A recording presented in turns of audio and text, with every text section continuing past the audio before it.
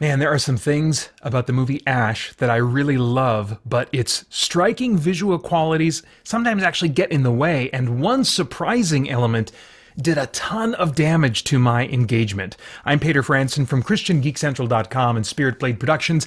The IMDb synopsis for the sci-fi horror space movie Ash reads, "A woman wakes up on a distant planet and finds the crew of her space station viciously killed. Her investigation into what happened sets in motion a terrifying chain of events."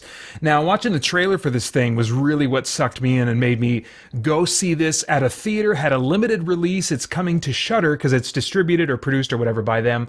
Probably 2 or 3 months out is when we would see it on Shudder. Limited release in theaters right now. Based on the trailer, I was like, crap. This looks like a movie I could love as much as Prometheus, like this really visually striking, weighty, dramatic, sci-fi, imaginative, disturbing horror with creature, body horror stuff. There were so many things about it in the trailer that I was like, oh my gosh, I need to see this. And so the fact that it ended up being significantly different than what the trailer led me to believe is a source of disappointment for me. It's mostly mystery, suspense, sci-fi with only brief flashes of horror until the last 30 minutes. Then it really lets loose, kicks into high gear, has some generous creature and body horror that I really appreciated. But for the bulk of this movie, and it's about an hour and a half long, so for that first hour, it's mostly about the mystery of what happened, what the character Raya, I can't remember the main female character. It's about what she doesn't remember, that she's trying to remember or figure out or whatever. I think it's going for moody way more than it's going for scary or even suspenseful. There are stylistic audio and visual choices that actually at times will override actors' performances to the movie's hurt. And I'll get into those a little bit later. The moodiness of elements felt unnecessarily artsy at times. Where they would, like, for example, have audio cut out in just a high-pitched tone. Sometimes they'll do that when a big bomb has gone off and they want to represent that someone has gone deaf temporarily. So it's that kind of high-pitched tone playing when everything else goes silent. But I would rather you just let me hear the actor crying, screaming, whatever they're doing. Let their performance pull me in to feel what they're feeling. And instead, sometimes it would lean on these audio things or these visual things to try and, I guess, create an experience for me.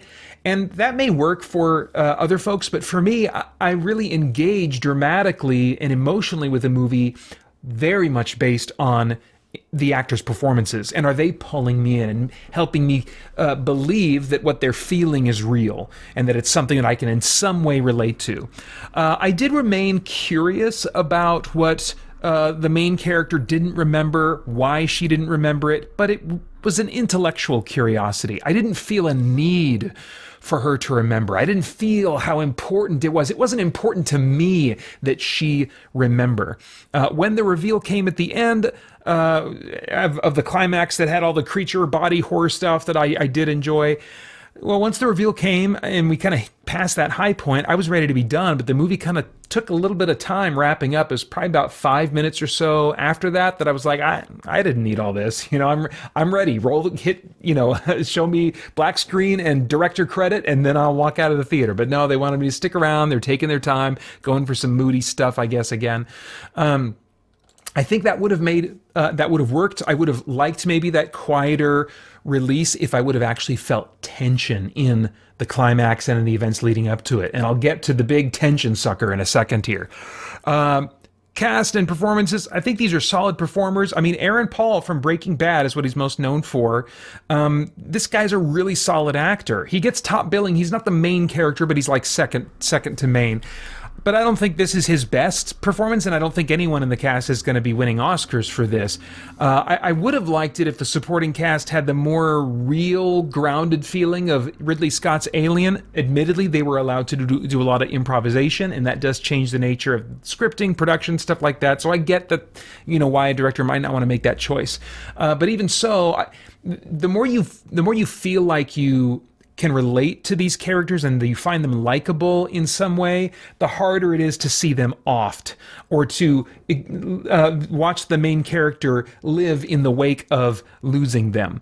And so with that element being absent, I think in significant part because of the performances, that also was something that kind of took a little something of potential from the movie.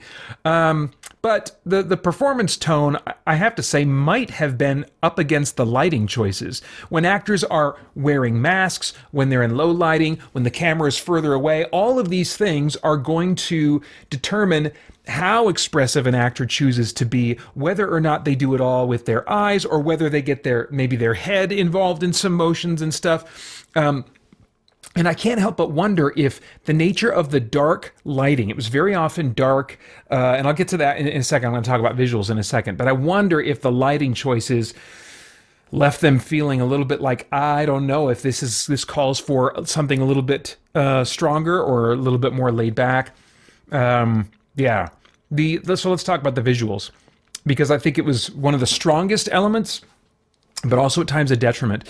The visual design of the spacesuits, which you can see little snippets of in the trailer, and the visual design of the creature that you eventually see in a couple different, forms, I guess. Very interesting. And certainly something that pulled me in whenever I was seeing those elements on screen. They were elements that pulled me in when I saw the trailer as well. I guess I wanted a little bit more explanation of the suits. The suits have, if they don't have a partially organic aspect to their concept, they look organically inspired in some ways. They just have a unique vibe to them that I liked. And I guess I just wanted to understand a little bit more of like why they are like that, instead of looking like more traditional spacesuits. I thought there was maybe going to be a story or something there, but we don't really get that. The lighting. Man, visually, the biggest problem for me in this movie, despite so many great visual strengths. It was almost always blinking these emergency red lights with actors' faces heavily shadowed. Now, I get as a plot point that we're on support lighting, we can't have bright lights everywhere and stuff, but you can still, you can substitute blue lighting for actual blackness. There's different ways you can portray the idea of the lights are out and we just have emergency power, that we're working with. And the route that they went kept things shadowed enough, often enough, that it would either obscure the actors' performances, or while it was blinking and they were getting light, they would look maybe a little bit too strong. Like some of Aaron Paul's performance choices, I was like, this feels a little bit bigger than I'm used to getting from him. It was interesting. And so I think that there was something about the lighting that hurt my investment by muting or just messing with these performances or the performers themselves. Solid actors, I think, but the visual look, the visual presentation seemed to really take priority in the creative process. That's my impression anyway. Okay, so the biggest detractor from my engagement, though, it's got to be the music. I can't remember the last time a movie's musical score had this kind of a negative effect on me. It's largely a synth score. Electronic sounds, a lot of 80s synth inspiration. And at times, it's not just that. At times, it's that it's going for like cool and groovy. When I'm like, I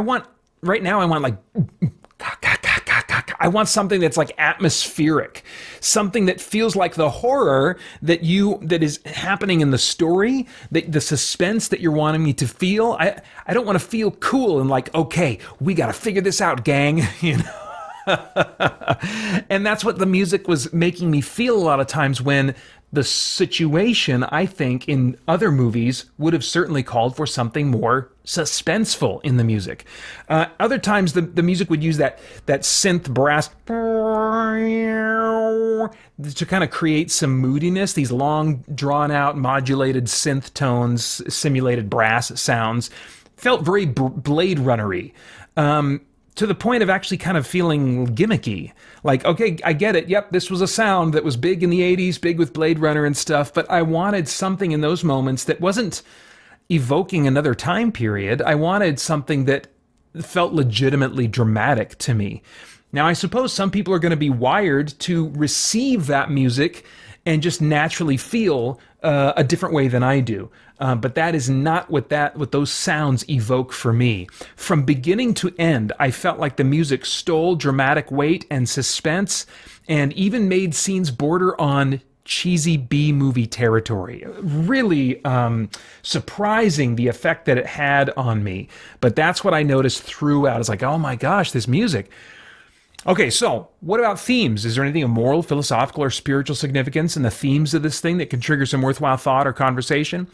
I don't want to say too much about like themes. I'd rather speak, I guess, to parallels, because I don't know that they were developing themes here, that there was kind of like messaging. There was like a moment that was echoing that classic "The Day the Earth Stood Still" moral, where the aliens are saying, you humans are immoral and self-destructive and da-da-da-da-da, you got to clean up your act.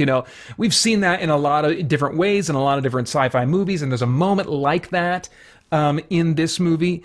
But I mean, that's the closest it comes to any kind of overt message.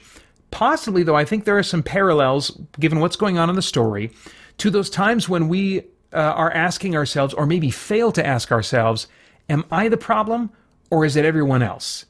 Because I seem to be having problems with all these different people, and I'm not sure what's going on. And as geeks, that's something that can be very common. We don't understand why people are reacting to us the way that they are, and that our different interactions with people seem to go south in various ways that we don't expect. And so sometimes I think it's good for us to ask that question. Sometimes we don't, though. We don't even think to ask that question. And I'm guessing that a lot of times that comes when we don't have a solid biblical understanding of God's tireless grace.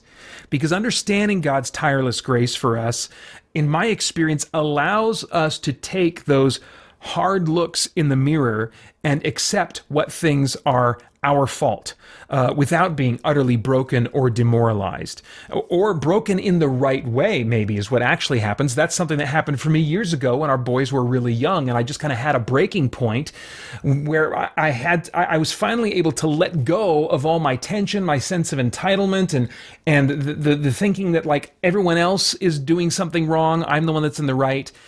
When I, for a moment, and then a continued period after that, said, okay, let's just imagine that God's grace is actually real and tireless, like the Bible says it is, Peter, and let's really depend on that as we take a look at ourselves. And then I saw a whole bunch of mess I hadn't seen, I hadn't confronted, I hadn't allowed myself to confront. And so grace can be so key to really growing in the way that God wants us to.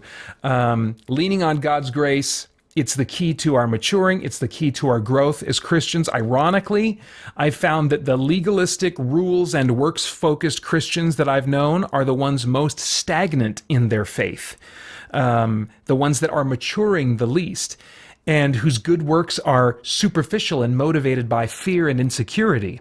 But the Christians I know who recognize how free and tireless God's grace for us is are the ones most radically transformed, and whose genuine love and sanctification is something that I admire. So that, I guess that comes to mind, given some stuff going on in the story. No idea what your tastes are in movies, but if I were a time traveler, I'd go back in time and say, Peter, well, skip this one in the theater for sure. It's going to come to Shudder in a few months, surely. Make a note of that, and then someday when you get Shudder again, because it's one of the streaming services you get the least, but make a note of it. When you get it again for something else, watch the trailer again, see if you maybe want to give it a try, if you don't have other things kind of vying for your attention.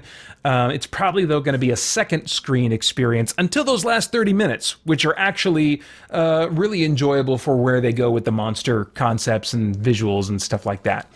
This one is rated R for bloody violence, gore, and language, and those are all of my thoughts for now on Ash. As always, I would love to get your thoughts and reactions in the comments below. Please like, share, subscribe, click that bell to stay connected. I want to thank the Spirit Blade Insiders for making this review possible. You can get info about the benefits of joining at patreon.com/spiritbladeproductions. Then I hope you'll check out our podcast, stay connected to all CGC content over at christiangeekcentral.com as we continue to geek out and seek the truth. For more chat about geek entertainment, answers to your questions, and news from the wider world of Christian geekery, get the Christian Geek Central podcast today on iTunes and other podcast services.